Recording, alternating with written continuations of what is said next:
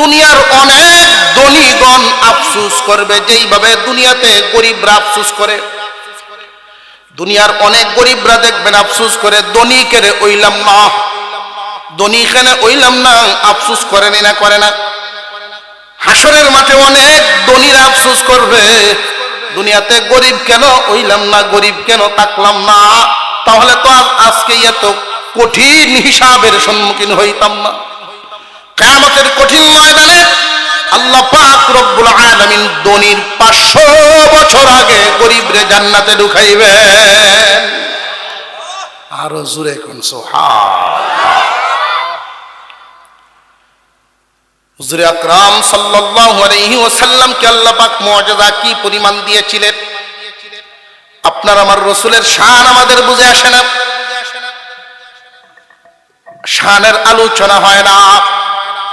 আল্লাহ পাক রব্বুল আলামিন বলেন ওয়ালাল আখিরাতু খায়রুল লাকা মিনাল উলা। ও দোস্ত আমার, কয়েকদিন কষ্ট পাইছেন, ওই মানুষগুলো আপনার অন্তরে আঘাত দিল, আমি আল্লাহ খুশি করার জন্য আপনারে পুরস্কার দিলাম। বর্তমান থেকে ভবিষ্যতে আপনার জন্য অনেক নিয়ামত, ইহকাল থেকে পরকালে আপনার জন্য এমন নিয়ামত যেই নিয়ামত অন্য কোনো পয়গম্বরকে দেওয়া হবে না, এই নিয়ামতগুলো আপনাকে দেওয়া হবে।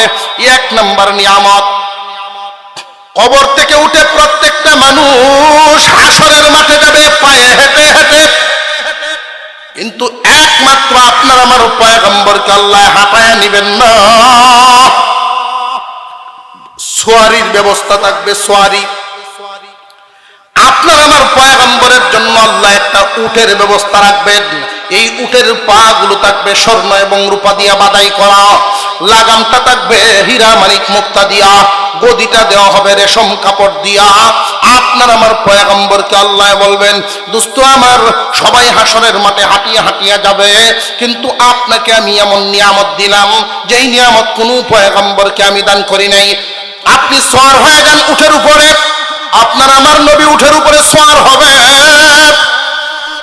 আল্লাহ বলবেন আপনার সাহাবীদের একজনকে ডাক দিন উটের লাগাম ধরার জন্য। আপনার আমার নবী সাহাবীদের দিকে তাকাইবেন, কারে রেখে কারে ডাক দিবেন। ইয়া রাব্বাল আলামিন, নিয়ামত দিয়েছেন আপনি, এই সাহাবীর নামটাও আপনি ঘোষণা দেন। তখন আল্লাহ ডাক দিবেন উটের লাগাম ধরার জন্য, বেলাল আসো, বিশ্ব নবীর উটের লাগাম ধরো, হাসরের ময়দানের দিকে নিয়ে যাও। ওয়ালা সাউফা ইউতিকা রাব্বুকা ফাতারদা। ও দোস্ত আমার, আপনাকে আমি এমন নিয়ামত দিব, এমন নিয়ামত দিব আপনার আমি খুশি করে ছাড়বো। অর্থাৎ আপনি খুশি হওয়ার আগ পর্যন্ত আমি আল্লাহ পুরস্কার দিতেই থাকবো, দিতেই থাকবো, দিতেই থাকবো। বলেন আল্লাহু আকবার। এই আয়াতখানা যখন নাজিল হয়, আপনার আমার নবী মুস্কি একখান হাসি মারেন। আবু বকর সিদ্দিক রাদিয়াল্লাহু তাআলা আনহু বলেন, ওগো নবীজি, কিছুক্ষণ আগে চেহারা মুবারকের মধ্যে রক্ত জমা, চোখের পানি এখনো লেগে আছে, এখন মুস্কি হাসি মারলেন, কারণ কি?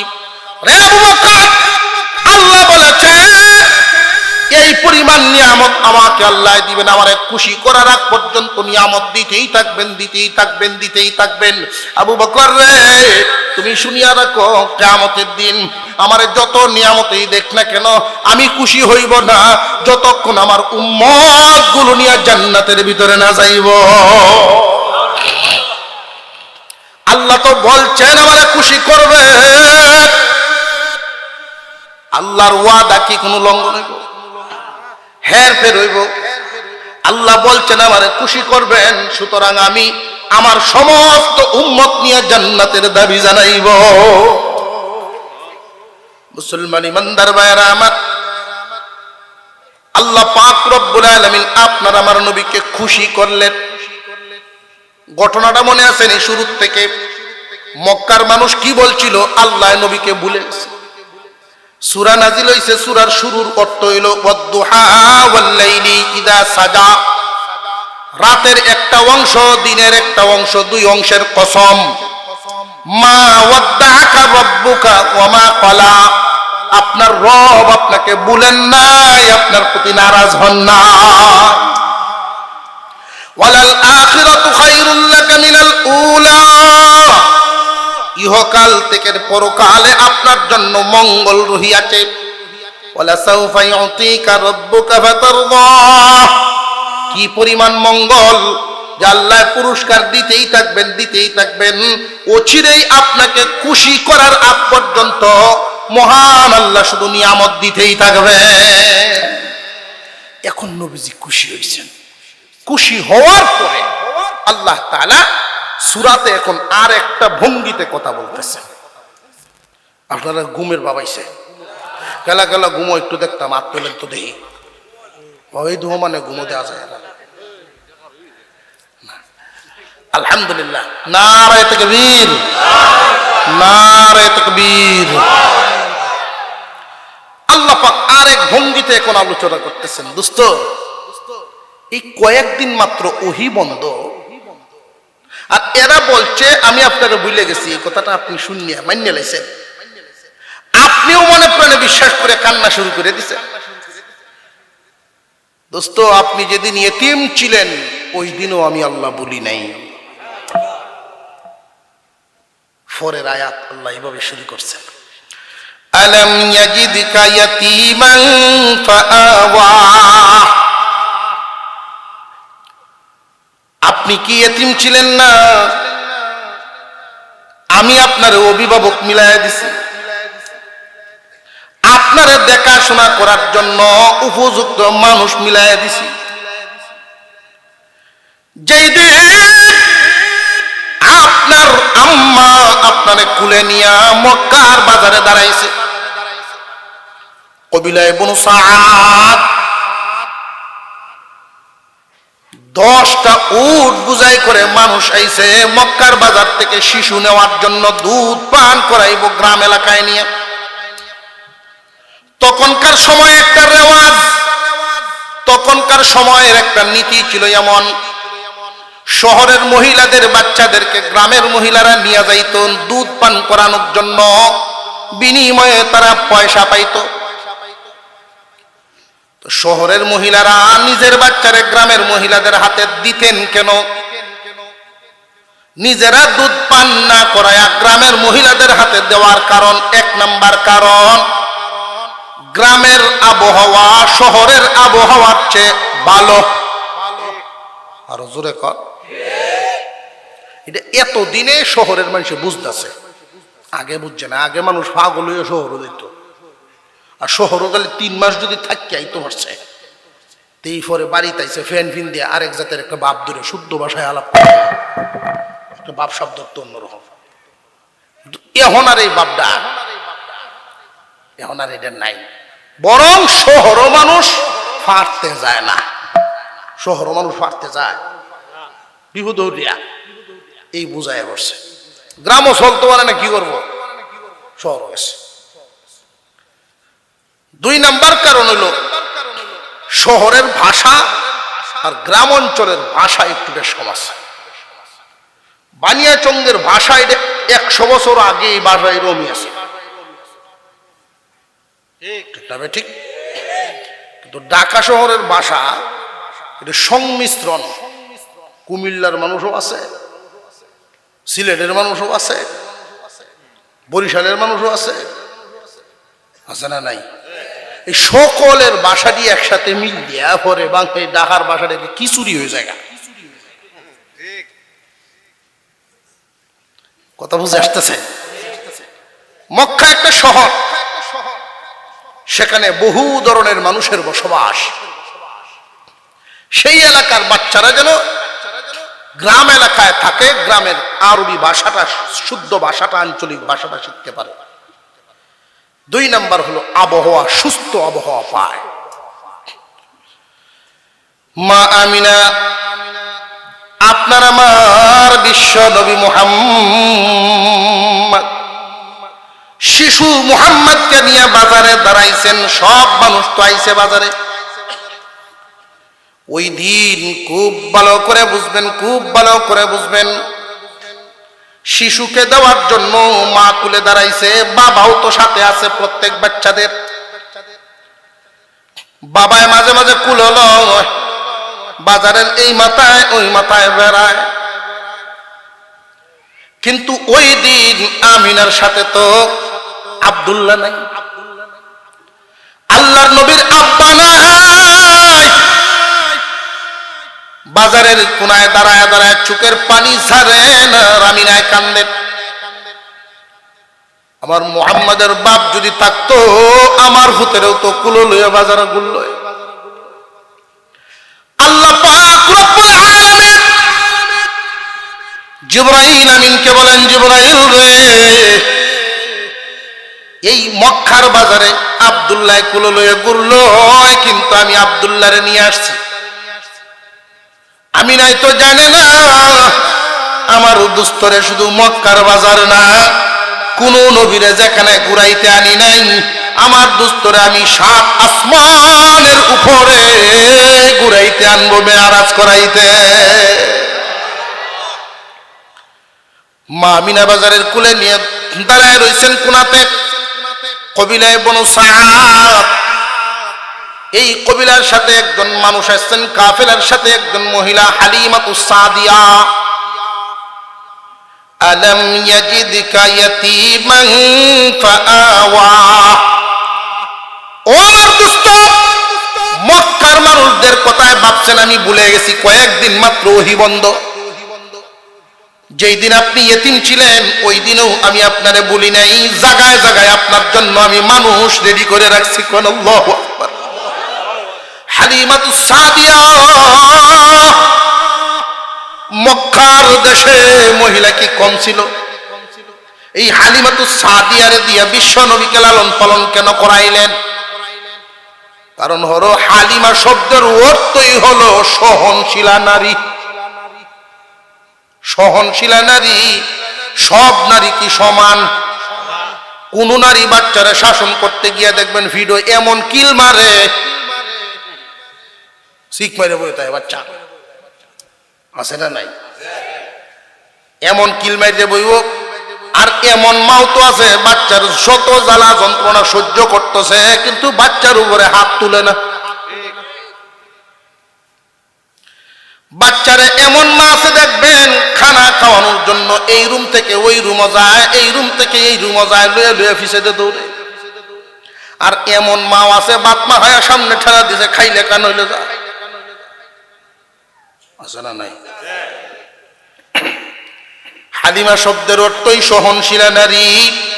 আল্লাহ পাক রব্বুল আলামিন তার দুস্তের লালন পালন করাইবেন, জেনতেন নারী দিয়া করাইবেন না, যেমন তেমন মহিলা দিয়া বিশ্ব নবীর লালন পালন করাইবেন না। এই জন্য কবিলায়ে বনু সাদের ওই সম্ভ্রান্ত নারী, ভদ্র নারী হালিমাতুস সাদিয়ারে আল্লাহ রেডি রাখছে।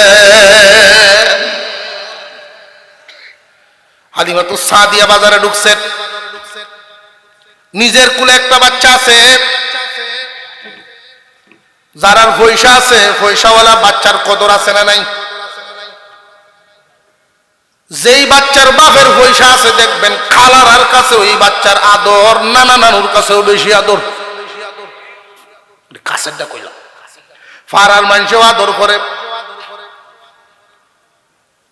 মক্কার বাজারে গিয়া সব শিশুদের কদর, কারণ বাবা আছে, অনেক পয়সা পাওয়া যাইব। শিশু মুহাম্মাদের কাছে গিয়া যখন শুনে ইয়েতিম, মানুষ তারে কুলে উঠায় নিতে চায় না ইয়েতিম বলে। কি দিব না দিব জানা যায় না। আমিনা একজন মহিলা মানুষ, কি আর দিব? আমিনা কুলে নিয়ে দাঁড়ায় রইছেন যে আমি যা পারি তা দিব, চেষ্টা করব বেশি করার জন্য, কিন্তু আমার তো স্বামী নাই। মুহাম্মাদের আব্বা নাই, এতিম শিশু। যদি কেউ নেও তাহলে নেওয়ার জন্য তৈরি হইতে পারো। হালিমাতুস সাদিয়া সারা বাজার ঘুরলেন, পয়সাওয়ালারা হালিমারে বাচ্চা দেয় না, কারণ তার নিজের কুলে এক শিশু আছে। মুহাম্মদ তার নিজের কুলে শিশু আছে, এই শিশুরে খাওয়াইবো না আমার শিশুরে খাওয়াইবো? এই জন্য পয়সা দিয়া ভালমতে বাচ্চাওয়ালা মহিলার কাছে কেন দিব? হালিমা শিশু পায় না, মুহাম্মদ রে কেউ নেয় না। সন্ধ্যাবেলা হালিমাতুস সাদিয়া স্বামীর কাছে বলেন, স্বামী হে, বাজারে যেই সময় ঢুকছি এই বাজারের কোনায় কেন জানি আমার কাছে মনে হয়েছে আমিনার কুলের শিশু পূর্ণিমার চাঁদের মতো দেখা যায়। আমার মন বারবার ওইখানে যায়, খালি কুলে যাওয়ার চাইতে এই শিশুরে কুলে উঠায় নিয়ে নি। এতিম মানুষ আদর করলে আল্লাহর রহমত মিলবে, আপনি আমারে অনুমতি দেন তারে নিয়ে যাই। মায়ে যা পারে তা দিব, বাকি আল্লাহর রহমত তো থাকবে। এতিম শিশু মুহাম্মদকে যেই দিন উঠায় নিলেন, যখন উঠায় নিলেন হালিমাতুস সাদিয়ার অন্তরটাকে আল্লাহ শান্ত করে দিলেন। যখন উটের উপরে উঠেন, প্রথমে হালিমার স্বামী বসছেন, হালিমাতুস সাদিয়া নবীজিকে কুলে নিয়ে পিছনে বসছেন। উট দাঁড়ায় না, সামনের দিকে চলবে না, উট দাঁড়ায় না। কোন রকম কষ্ট করে দাঁড় করাইলেও কদম বাড়ায় না। সিদ্ধান্ত তারা পরিবর্তন করলেন, হালিমা গো, তুমি এই শিশু নিয়ে সামনে যাও, আমি পিছনে বসে দেখি চলে কিনা। যেই মাত্র পরিবর্তন করছে, উটের গতি এমন বাড়ছে, সকল কাফেলারে পিছনে ফেলে সামনে চলা শুরু করছে। ঐতিহাসিকগণ বলেন, দুনিয়ার মানুষ, ও মায়ার নবীর উম্মত, হালিমা শিশু মুহাম্মদকে সামনে দেওয়ার কারণে দুর্বল উটের গতি বেড়ে গেছে। রে উম্মত, তোমরাও যদি নবীর আদর্শকে জীবনের সামনে রেখে চলতে পারো, তোমাদের জিন্দেগির সামনে যদি নবীর আদর্শ রেখে পথ চলতে পারো, তাহলে তোমার চলার গতি অন্য 10 জনের চাইতে আলাদা গতি সম্পন্ন হইব। গেলেন বাড়িতে, রাত্রে ঘুমাইছেন, সকালবেলায় ছাগল বকরি বেড়া প্রত্যেকের বাড়ি বাড়িই তো থাকে। হালিমার স্বামী শুধু এক বালতি লয়ে গেছে, কারণ সবগুলো দুধ ছাড়াই দিছে। 2-3টা আছে, একটু হাতায় মাথায় দেখি একটু দুধ নি ভাই। গিয়া দেখে সবগুলো ছাগল ভেড়া এগুলো উলান লামাই দুধে ভরপুর। আরো জোরে কোন সুবহানাল্লাহ। রাত্রে দেখলো এক ঘটনা, আসার সময় উডের গতি বাড়ছে, আর অহন দেখা যায় উলান ভর্তি দুধে। বালতি যেটা নিছিল 2-3টে খিরাত তুই বালতি বেরিয়ে গেছে, এই বালতি লই আইছে গরম। বড়টা দে, বড়টা কিতা, তুমি তো এটাই বলি আনো না। আজগর রহমত নাজিল হইছে, বুঝলেন আর এই শিশুর দাম। এই শিশু মুহাম্মদকে আদর যত্ন বাড়ায়া কর, আল্লাহর রহমত নাজিল হয়। আলাম ইয়াজিদকা ইয়াতীমান ফাআওয়া। ও দোস্ত, আপনাকে কি আমি ইতিম অবস্থায় পাই নাই? অতঃপর জায়গায় জায়গায় আপনারে দেখভাল করার জন্য মানুষ তৈরি করে রাখছি। মানুষের হৃদয় এমন ভাবে তৈরি করি, আপনি যেখানে যান আমার রহমতও সেখানে পাঠাই, যেন মানুষ আপনার প্রতি ভক্ত হয়। আর জোরে কোন সুবহানাল্লাহ। নবীজির বয়স, দুধ ছাড়ানোর বয়স হয়ে গেছে।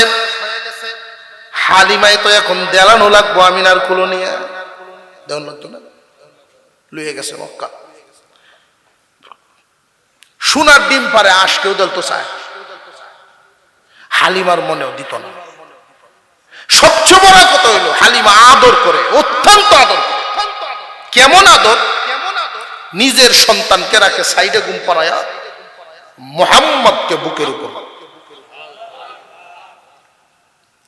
আল্লাহ রাখছেন হালিমা, হালিমাতুস সাদিয়া, দুস্থের লালন পালনের জন্য। সুবহানাল্লাহ। অসহায় মানে পাঠাইছেন ঠিক দুনিয়াতে, কিন্তু আল্লাহর রহমতের চাদর দিয়ে সব সময় ডাইকা রাখতেন। আপনার আমার পয়গম্বরকে আল্লাহর রহমতের চাদর দিয়ে সব সময় ডাইকা রাখতেন। জিহাদের ময়দানের ক্ষেত্রে আল্লাহ ঘোষণা করে দিয়েছেন, দোস্ত কাফেরদের জন্য আপনাকে শহীদ করা, আমি আপনার জীবন অক্ষুণ্ণ থাকবে, কোনো কাফের আপনাকে শহীদ করতে পারবে না। আপনি আমার দোস্ত, আল্লাহর দোস্তকে শহীদ করে ফেলবে, এটা আল্লাহ মানবেন না। আনছেন হালিমা, দুধ ছাড়ানোর বয়স 2 বছর শেষ। অনেক মহিলারা 2 বছর পূর্ণ হওয়ার পরে আরো আদর করে দুধ খাওয়াইতে চায়। এটা একটা নিয়ম নীতি আছে না? 2 বছর বয়স হয়ে গেলে পরবর্তীতে আর খাওয়াবো না। 1 সপ্তাহ 2 সপ্তাহ আগের থেকে প্রশিক্ষণ নেওয়া, আস্তে আস্তে সারানো। বাড়তি খাবার 6 মাস পর থেকে একটু দেওয়া হয়। এর ভিতরেও যদি আপনি দুধ ছাড়াইতে না পারেন, হালিমা নিয়ে আসছেন মক্কায়। আর ওই সময় মক্কা নগরীতে এক ধরনের একটা ভাইরাস চলতেছে, মহামারী। মাঝে মাঝে মহামারী আইয়ে না, সমানে জ্বর, সমানে সর্দি কাশ, সমানে পাতলা ভায়ানা, এরকম ভাইরাস থাকতো, মহামারী বলে এটা। 2 জনের মধ্যে আলোচনা হইল, আমি না কথা অনুযায়ী শুধু মুহাম্মদরে নিয়ে আইছি, তুমি কি দিবা না দিবা এই আশা আমার নাই। মুহাম্মাদের উসিলায় আল্লাহ আমারে ধনী বানায় দিয়েছে। এই জন্য আল্লাহর রাসূল বলেন, আল্লাহ আমাকে জানাইছেন, দুনিয়ার মানুষ শোনো, আল্লাহ আমাকে জানাইছেন, যেই ঘরে এতিমের লালন পালন হয়, যেই ঘরে কোনো এতিম থাকে আর তার দেখশুন ভালো করে করা হয়, আসমানের নিচে এর চেয়ে কোনো উত্তম ঘর নাই।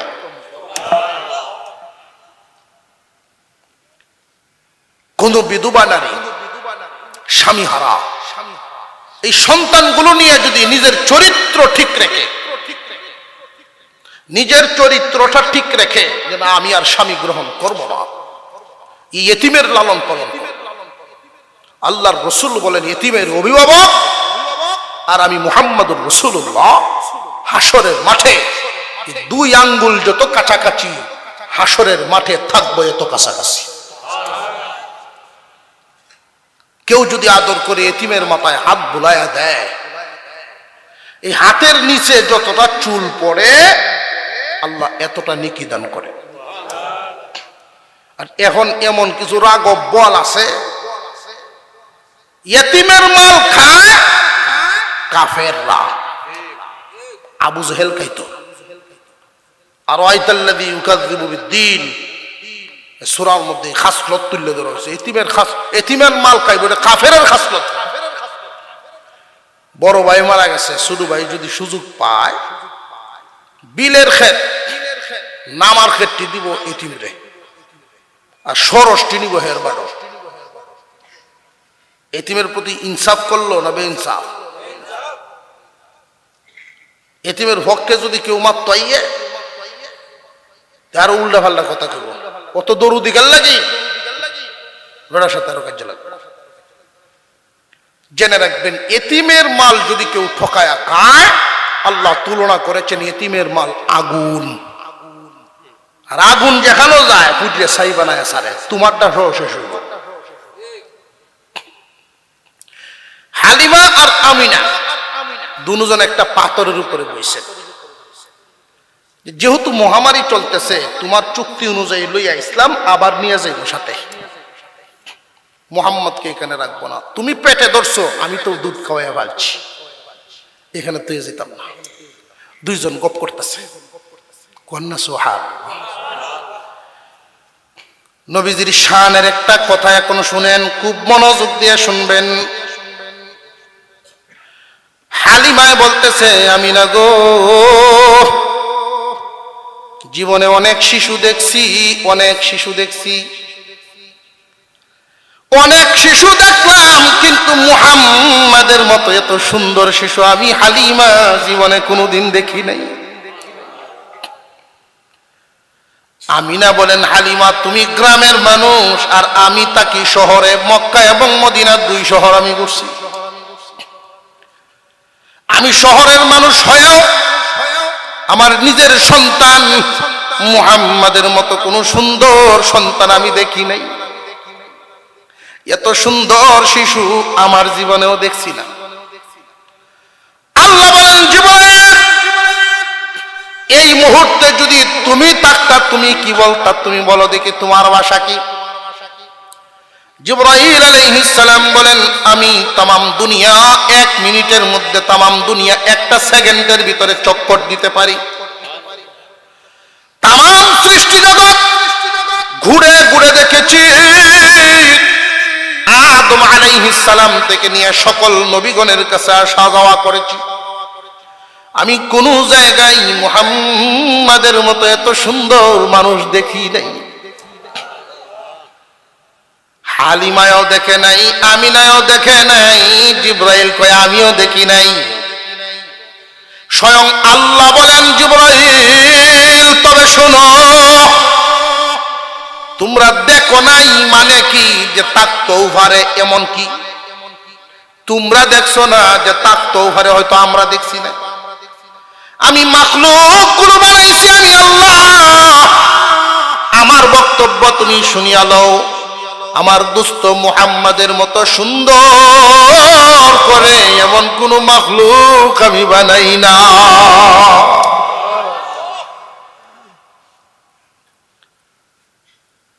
হুজুর আকরাম সাল্লাল্লাহু আলাইহি ওয়াসাল্লাম কে আল্লাহ পাক এত সুন্দর করে বানাইছেন। হালিমাতুস সাদিয়া আবার নিয়ে গেলেন, 4 বছর বয়স পর্যন্ত তায়েফে রইলেন, কবিলা ইবনু সাদ। এখনো পর্যন্ত কোন আশিক রাসূল যদি সেখানে যান, কল্পনার চোখে তারে ভাসতে থাকে আল্লাহর পয়গম্বরের শৈশবকাল সেখানে। 6 বছর বয়স হয়ে গেল, নবীজি মা হারা হয়ে গেলেন। দাদায় লালন পালন করেন, মাও নাই বাপও নাই। শিশু মুহাম্মাদের মাও নাই বাপও নাই, দাদায় ফালে। 8 বছর বয়স যখন হয়ে গেল, দাদাও মারা গেল। দুনিয়ার জমিনে লক্ষ্য করে দেখবেন, ইতিহাস থেকে এই শিক্ষাটাই আমরা পাই, যারে আল্লাহ কোন নিয়ামত দেন, নিয়ামত দেওয়ার আগে তারে কষ্ট দেন। নিয়ামত দেওয়ার আগে কষ্ট দেন। বড় বড় ওলিয়া উলিয়া গৌস কুতুব,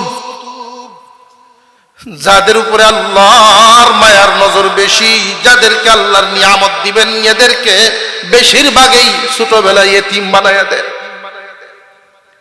ছোটবেলায় এতিম হয়ে যায়, অসহায় হয়ে যায়। বেশিরভাগ ওলিয়া উলিয়া গৌস কুতুব তাদের জীবনী লক্ষ্য করে দেখবেন, ছোটবেলায় এতিম হয়ে যান। যাদেরকে আল্লাহ নিয়ামত দিবেন, বড় বানাইবেন, আগে তারে খুব কষ্ট দেন। আপনার আমার পয়গম্বর 8 বছর বয়সের সময় দাদাও হারায় ফেলছেন। 12 বছর বয়স পর্যন্ত চাচার তত্ত্বাবধানে ছিলেন। চাচা বিভিন্ন কাজে, ব্যবসা বাণিজ্যের কাজে এদিক সেদিক যাওয়া লাগে। একা মুহাম্মদকে কার কাছে রেখে যাইবেন? আবার তার তো একটা স্থায়ীভাবে কাজকর্মের সাথে লাগার দরকার। আবু তালেব শিশু, মুহাম্মদ 12 বছরের শিশু। এই 12 বছরের কিশোর মুহাম্মদকে নিয়ে গেলেন খাদিজাতুল কুবরা রাদিয়াল্লাহু আনহার বাড়ি। খাদিজা গো, আপনি ধনী মানুষ, অনেক রাখাল বালক আপনার আন্ডারে আছে, ছাগল বকরি ভেড়া রাখালি করে, আপনার এখানেই থাকে, আপনার এখানেই খায়। আমি অত্যন্ত ভদ্র একটা বালক আনলাম, আমার আপন ভাতিজা মুহাম্মদ, মাও নাই, তার বাবাও নাই, আপনার কাছে রাইকা গেলাম, কোনো একটা কাজে লাগাইয়া দিয়েন আমার ভাতিজারে, বিনিময়ে খাওয়াইবেন, আপনার এখানে রাখবেন। খাদিজাতুল কুবরা রাদিয়াল্লাহু আনহা কিছু ছাগল বকরি ভেড়া তার আন্ডারে দিয়ে দিলেন। একটা ঘর আলাদা, ছাগলগুলো সকালে নিয়ে যাবেন পাহাড়ের পাদদেশে, ঘাস খাওয়ায় বিকাল বেলায় পানি খাওয়ায় এই ছাগলের ঘরে নিবেন। প্রত্যেক রাকাল যেই ঘরে যার ছাগলগুলো এই ঘরের কোনায় রাকাল ঘুমায়। বিশ্বনবী মুহাম্মদুর রাসূলুল্লাহ ছাগল রাখালি করে নারী ছাগলের ঘরেই এক কোনায় তিনি ঘুমাইতেন শিশু মুহাম্মদ। আল্লাহু আকবার বলে। খাদিজাতুল কুবরা রাদিয়াল্লাহু তাআলা আনহার কাছে বিচার আসছে। বিচার কি বিচার? অন্যান্য রাকালেরা বিচার লই আইছে, ও মালকিন, মুহাম্মদ নামক যেই বালক সে তো আপনার ছাগল বকরি বেড়ার উন্নতি করতে পারবে না। প্রায় সময় আমরা লক্ষ্য করে দেখি শিশু মুহাম্মদ বসা, তার আন্ডারে থাকা সকল বকরি বেড়াগুলো তার চতুর্দিক থেকে ঘিরে নিয়ে বৈশা থাকে। ঘাস খাওয়া বাদ দিয়া মুহাম্মাদের দিকে ফিরে তাকায়া বৈশা থাকে ছাগলগুলো। খাদিজাতুল কুবরা বলেন, তাহলে রাতের বেলায় আমি যাব পরিদর্শন করতে, দেখব কার ছাগলগুলোর কি হালত। গভীর রজনীতে খাদিজাতুল কুবরা গেলেন, এক এক ঘরে ঢুকেন, এক এক রাখালের ছাগলগুলো পরীক্ষা করে করে যেই মাত্র মুহাম্মাদের ওই ছাগলের ঘরে ঢুকলেন, প্রথমেই ঘরে ঢোকার সময় ছাগল যেই ঘরে তাকে একটা দুর্গন্ধ তাকে না তাকে না। আশ্চর্য ব্যাপার, মুহাম্মাদের ওই ছাগলের ঘরে কোনো দুর্গন্ধ নাই, কোত্থেকে যেন এক সুগন্ধ আসতেছে। খাদিজাতুল কুবরা বলেন, আমি ধনী মানুষ, পৃথিবীর কত দেশে সুগন্ধিয়া নাই, কিন্তু এই সুগন্ধ কোত্থেকে আসলো গো? আমার নাকে লাগলো, এই সুগন্ধের মিল তো কোনো জায়গায় পাই না। ঘরের ভিতরে তিনি ঢুকলেন, ঢুকায় প্রথমেই তাকায়া দেখেন 12 বছরের মুহাম্মদ ছাগলের ঘরের এক কোনায় ঘুমায় আছেন। আমার কাছে এই দৃশ্যটা স্মরণ হইলে আমার চোখে পানি থাকে না। মুহাম্মদ 12 বছরের বালক ওই ছাগলের ঘরে ঘুমাইতেন। খাদিজাতুল কুবরা ওই ঘরের ভিতরে ঢুকছেন, ঢুইকা ঘরের কোনার দিকে তাকায় দেখেন পূর্ণিমার চাঁদ উদয় হয়ে গেছে। ছাগলের দিকে তাকায়া, অন্যান্য রাখালের ছাগল আর আপনার আমার নবীর ছাগল মিল নেই, চেহারায় আরেক রকম, পশমগুলো আরেক রকম লাবণ্যময়। খাদিজাতুল কুবরা ওই দিন থেকে মন অন্যরকম ঘুরায় ফেলছে। অন্যান্য রাখালদের সাথে তাল মিলায় না, অন্যান্য রাখালরা কি খায় কই থাকে না তাকে কোনো খোঁজ খবর নাই, কিন্তু ওই মুহাম্মদ কেমনে খায় কই থাকে। মুহাম্মদকে মাঝে মাঝে আমার কামরায় এনে খানা খাওয়াইয়া দিবা। দয়া মায়া তৈরি হওয়া শুরু হয়ে গেল। হুজুর সাল্লাল্লাহু আলাইহি ওয়াসাল্লামের বয়স যখন 25 বছর, ব্যবসার দায়িত্ব দিয়ে সিরিয়া পাঠাইছিলেন, ডাবল দ্বিগুণ লাভ করে তিনি ফিরলেন। আল্লাহর পয়গম্বর হাওরে যখন মাঝে মাঝে বসা থাকতেন, খাদিজাতুল কুবরা উঁচা টিলার মধ্যে দাঁড়ায়া তাকায়া থাকতেন। প্রখর রোদের মধ্যেও কোনো একটা মেঘ মালা আইসা সূর্যের আলোর সামনে মুহাম্মদকে ছায়া দেয়। আপনার আমার পয়গম্বর রাস্তা দিয়ে হাঁটলে খেজুর গাছের ডাল ঝুঁকে গিয়ে নবীজির ছায়া দিত। খাদিজা দেখাই হিসাব মিলায় ফেলছেন, মুহাম্মদ তো সাধারণ কোনো মানুষ না, আল্লাহর রহমত প্রাপ্ত মানুষ। আলাম ইয়াজিদকা ইয়াতীমান ফাআওয়া, ও দোস্ত আপনি কি এতিম ছিলেন না? আমি আপনার অভিভাবক জায়গায় জায়গায় মিলাই দিছি। আলম ইয়াজিদকা ইয়াতীমান ফাআওয়া ওয়া ওয়াজাদাকা দাল্লান ফাহাদা ওয়া ওয়াজাদাকা আইলান ফাআগনা। আপনি গরীব ছিলেন, খাদিজার মনে এত নরম হয়েছে আপনার দিকে, বিয়ে বসার জন্য, আপনার খেদমতে আসার জন্য নিজের থেকে প্রস্তাব দিচ্ছে। মুহাম্মদ আপনার খেদমত করে আমি নিজেকে ধন্য করতে চাই, আপনি রাজি হন। আমার বয়স অনেক বেশি আপনার চাইতে, আমি আপনার যোগ্য নই বয়সে, তারপরেও আমি আপনার খেদমত করতে চাই, খেদমতের সুযোগ দেন। আল্লাহর রাসূল সাল্লাল্লাহু আলাইহি ওয়াসাল্লাম চাচা জানের মাধ্যমে বিয়ে সম্পন্ন হলো। ওনার নিজের চাচা আবু তালেব খুতবা দিছিলেন, খাদিজা তোমার সম্পদ বেশি হইতে পারে, কিন্তু মুহাম্মাদের মতো চরিত্রবান মানুষ দুনিয়ায় খুঁজে পাবা না। প্রথম মানুষ। যেই দিন বিয়ে হলো, খাদিজাতুল কুবরা রাদিয়াল্লাহু আনহা নিজের সমস্ত সম্পত্তি আল্লাহর রাসূলের কদমে দান করে দিলেন। এখন কি আর মুহাম্মদ গরিব রইলেন না ধনী হয়ে গেলেন? তখনকার সময়ে খাদিজাতুল কুবরা রাদিয়াল্লাহু আনহা আরব বিশ্বের 5 নম্বর ধনী ছিলেন। এখন তো 5 নম্বর ধনী আপনার আবার নবী। আল্লাহ তাআলা আপনার আবার নবীর শান মান মর্যাদা বাড়ায়া দিলেন। ওয়াজাদাকা দাল্লান ফাহাদা, শরীয়তের ইলম ছিল না, আমি আপনাকে শরীয়তের জ্ঞান দান করেছি। এই জাতিকে নিয়ে আপনি ভাবতেন কোন পথে নেবেন, পথ পাচ্ছিলেন না, আমি আপনাকে পথ দেখায় দিয়েছি। এদের কথাই মনে করছেন আমি আপনারা ভুলে গেছি? না, ওই দিন থেকে ভুলি নাই, এখনো আপনার সাথে আছি, আপনি আমার দোস্ত। আপনি কিভাবে খুশি হবেন, এই মায়ার নজর সব সময় আপনার দিকে আমার থাকে। আপনার উম্মতের জন্য আমি 3টা সবক দিচ্ছি। ফাআম্মাল ইয়াতীমা ফালা তাকহার ওয়া আম্মাস সাইলা ফালা তানহার ওয়া আম্মা বিনি'মাতি রাব্বিকা ফাহাদ্দিস। দোস্ত, আপনি এতিম ছিলেন, আমার দয়া আপনার উপরে ছিল, সুতরাং আপনিও এতিমদেরকে দয়া করবেন। তুচ্ছ তাচ্ছিল্য, ধমক এগুলো ব্যবহার করবেন না।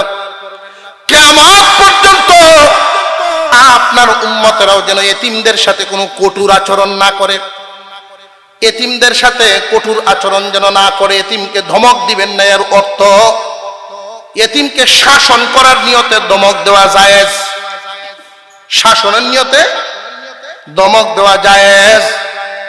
তারে তুচ্ছ তাচ্ছিল্যের নিয়তে এতিমকে ধমক দেওয়া হারাম। সরাসরি কোরআনে আল্লাহ নিষেধ করতেছে। আল্লাহর রাস্তায় যদি কেউ হাত বাড়ায় আপনিও ফেরত দিবেন না, কারণ আপনি ধনী ছিলেন, ধনী বানাইছি আমি। আপনার উম্মতেরাও এটা যেন জেনে রাখে, ধনী বানাইলে আমি আল্লাহ বানাই, নিজে নিজে কেউ ধনী হইতো পারে না।